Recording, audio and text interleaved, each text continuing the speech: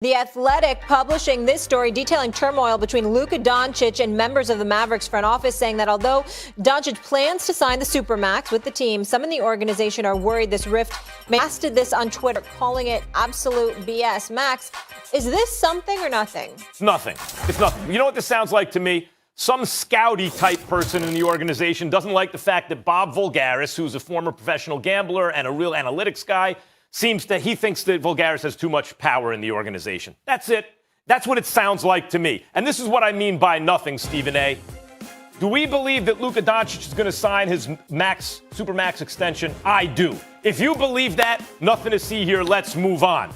The Porzingis trade apparently was not Voulgaris' call, even according to the article in question, right? Porzingis is always hurt. And the rest of the roster, I thought they had a good team. They were destroyed this year by COVID and health and safety protocols. Porzingis' injury and COVID and health and safety protocols. That's what's going on with that team. And I think Luka's going to stay and they're going to be just fine. I think you're wrong, and I think there is something to it. And Luka, just because he's going to sign his $200 million max extension, doesn't mean that he's going to be happy about what he's experiencing and what he's witnessing. I'm not trying to cast any shade on Mark Cuban or Rick Carlisle, individuals I got a lot of love for and have known for decades. What I'm saying to you, however, is this. When you have won a championship a decade ago and you haven't been out the first round since, you've got 6 playoff appearances where you've gone out in the first round. The other 4, you didn't even make the playoffs. And you got a stud like Luka Doncic who's looking around and wondering what the hell you're going to do about it. That's going to create some animosity. It's going to create some friction. It might not be all the specifics that were ironed out. And Mark Cuban, unless you have proof, Mark Cuban ain't going to admit to much any damn way. What it comes down to is this. All is not peachy keen in Dallas with the Mavericks. If better talent will resolve it, more winning will resolve it. But when you don't have that right now, of course, it's going to be a tense situation. Let's not For sure. act To like be that's continued. Not the case. Yes, definitely to be continued. We got a heart out here. Nets assistant coach Mike D'Antoni interviewed with the Portland Trail Blazers yesterday. Chauncey Billups and Becky Hammon are also set to interview for the job later this week. Paging Stephen A. Smith. What's up? What do you want to know? I want to know how you feel about it. Mike D'Antoni deserves to be interviewed. I don't think he deserves the job. Mike D'Antoni is very innovative offensively, but we see what he brings to the table. He's had 16 years of head coaching experience on the NBA level. He's never even gotten to an NBA Finals. It does come a point in time where it's somebody else's time. And I view him as a guy that continues to get chance after chance after chance. And I'm not saying that he doesn't deserve to be a head coach somewhere else, maybe with a team that done nothing.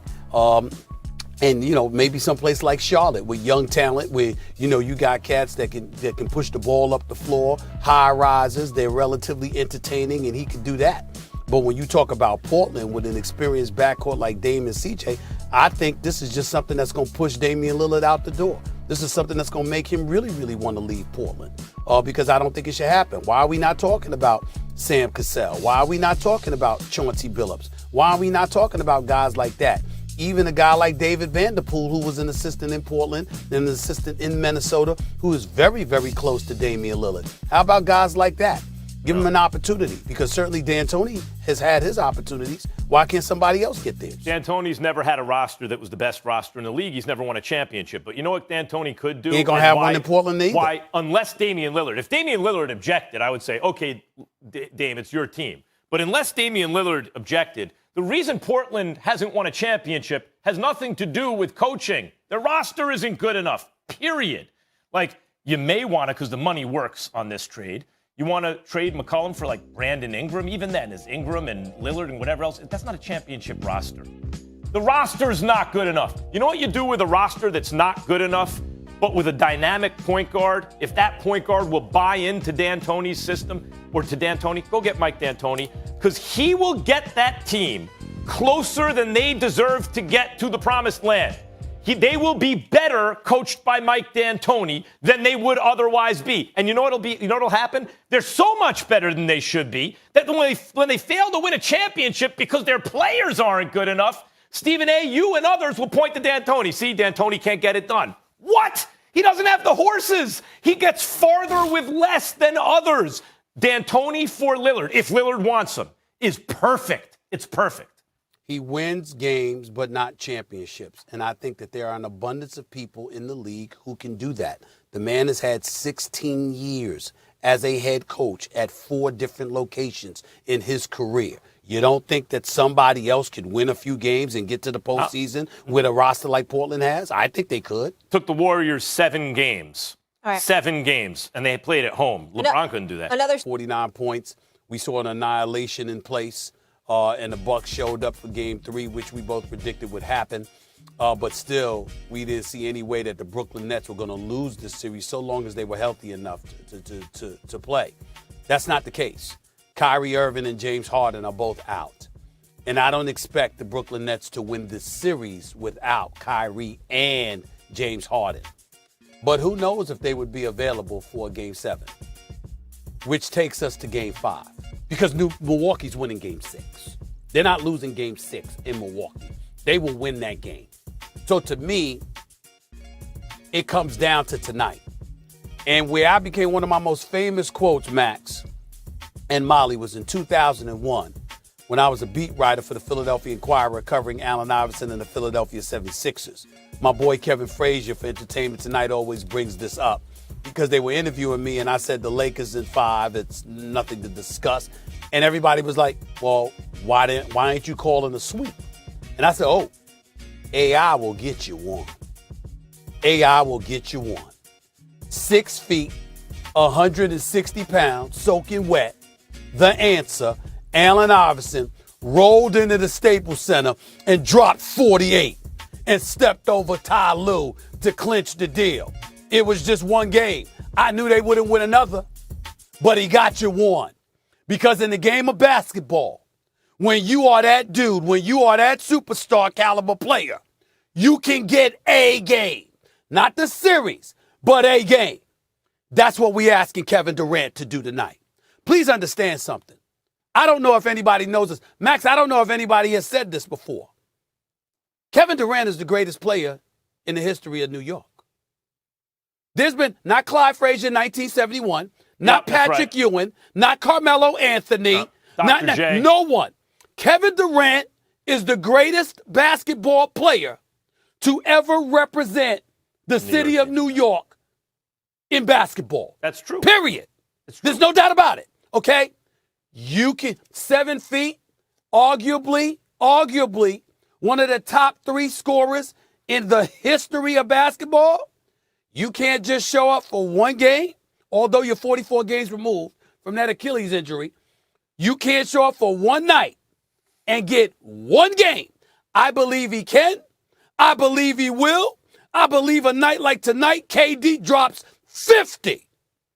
And it saves Brooklyn for a few days, hoping that Kyrie and or James Harden can come back for Game 7 because they're going to lose Game 6. They don't even need to travel to Milwaukee. You don't get to get you can't get away with that. Time out.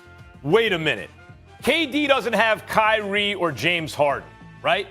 You know who else doesn't have Kyrie or James Harden? Giannis. He never has Kyrie or James Harden.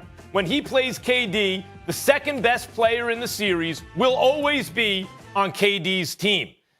Middleton and Holiday show up as stars sometimes, which is why they're not perennial all-stars. They're sometimes all-stars. Harden and Kyrie, those guys show up all the time. That's why they're perennial all-stars, and in Harden's case, and a perennial MVP candidate. Now, all of a sudden, Giannis has the second and third best player, outside of Giannis and KD in the series. Now it's KD, Giannis, and then the next 2 best players are both on Giannis's team. And now all of a sudden KD gets off the hook? Why? Well, you weren't letting Giannis off the hook. I was. I'm not expecting KD to win the series now. He doesn't have a say. He still has Joe Harris, shoot the lights out. Still has Blake Griffin. I'll answer your question. Blake Griffin, good. He hit you with a double-double, basically averaging for the series. And if he needs to step up, he's capable of more. We saw him posterize Giannis. Physically, he looks good again. No. If you're not letting Giannis off the hook, then KD doesn't get off the hook either in this case. And if you think KD can win one game, well, look, when you say a star can get you one, I remember LeBron James had one game of Kyrie Irving against the Warriors in 2015. They lost that game in overtime. Then he didn't have Kyrie the rest of the series. Also didn't have Kevin Love all series. Got two. You're saying one game to start a series? You're saying KD can get one game now? There are 3 games left. If you can get one, now it's going to come down to a one-game win or go home. You should be able to get that one, too. I'm giving KD a pass because he doesn't have his guys, but you should hold him to the same standard you hold Giannis. Well, first of all, that's a very ignorant statement for a couple of reasons. Number one, KD, give me KD with Chris Middleton and Drew Holiday, and I still would have picked him. What I'm saying to you is this. When I get on Giannis, I get on Giannis for 2 things. Number one, his perimeter shooting or lack thereof. And number 2, the fact that you called him the best player in the world. Those are the things that I get on Giannis about. In terms of, I never picked Giannis to win this series. I said Brooklyn all day, every day. I said Brooklyn at the beginning of the season. I said Brooklyn coming into this series. And I said Giannis against KD, it's no real match because he can't hit perimeter shots. He needs somebody else to do that for him, particularly in tight playoff competition, because he can't make those perimeter shots. And I think that's been proven true. Even though Giannis is big time, that's his Achilles heel. The case with Kevin Durant, Joe Harris can't hit shots away from the Barclays Center. Blake Griffin suddenly looked like he was in Detroit again. Okay, Jeff Green just returned after being out throughout the playoffs because of his injury.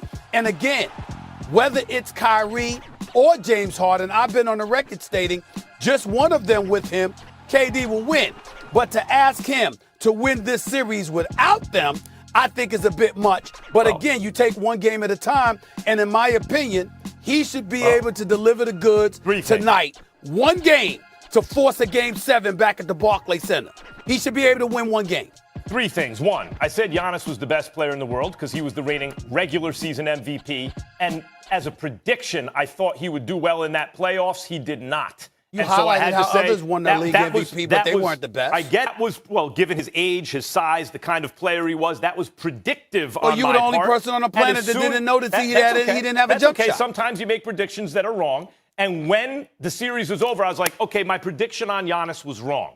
That's number 1. Number 2, when the series was over. It was when the weekend was over. If KD had Middleton and Drew Holiday and Giannis had Harden and Kyrie, Giannis's team would win. Absolutely, Giannis's team would win. If he had Harden and Kyrie. That's 2. 3, you are saying... True. I don't think that's absolutely true. You are saying KD is the best player in the world. You said he's number 1, right? Let me just remind you again. LeBron in 2015, no Kyrie for 1 game, no Kevin Love. So no games, 1 game with Kyrie, no Kevin Love. And they lost the game with Kyrie with Matthew Dellavedova as his main support. Took the Steph, Clay, Dre Warriors, Iggy Warriors, 6 games. 6 games, won 2 from those guys. Max. Let's see, Kevin Love has more around him than LeBron had that year. How many times have I told you to be quiet about that particular series? That the Golden State Warriors had never won before. They were babies. So when Kyrie got hurt the first year, and Kevin Love had gotten hurt in the series against Boston that forced him to miss the remainder of the playoffs, LeBron was the one with championship experience. He was the best player in